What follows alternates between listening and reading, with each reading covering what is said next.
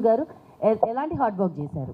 నేను మొన్న ఆల్రెడీ మేము పెట్టిన ఫస్ట్ ప్రెస్ మీట్లో అదే చెప్పాను నేను. And so much hard work అండి. ఆయన మార్నింగ్ 4కి లేచి జిమ్ చేయటం, ఆయన ఫుడ్ హ్యాబిట్స్ చాలా లిమిటెడ్ ఫుడ్ తీసుకోవటం, and it's very tough.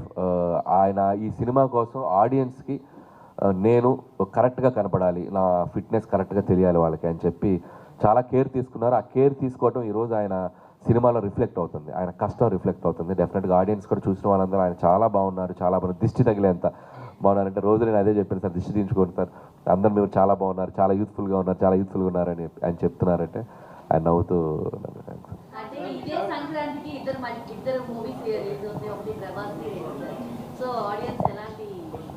Sankranti అనేది ఇట్స్ లైక్ మూవీ ఫెస్టివల్, ఒక సినిమా కాదు. సంక్రాంతి అంటే పండగ సినిమాలు, ఒక సినిమా అని కాదు, 4-5 సినిమాలను పండగ తీసుకుంటుంది. దాంట్లో ముందుగా రెబల్ స్టార్ ప్రభాస్ గారితో బోని కొట్టబోతుంది Sankranti. So you're all waiting for Raja సాబ్.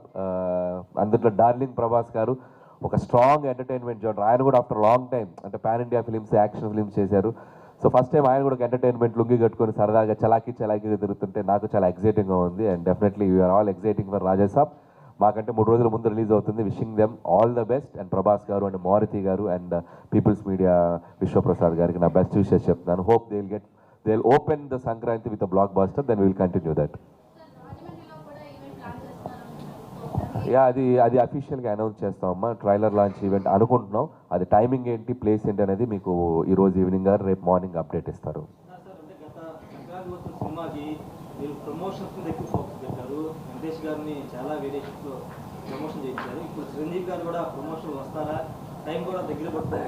అంటే ఒకేలా చేస్తే ఆడియన్స్ కూడా బోర్ కొట్టేస్తుంది.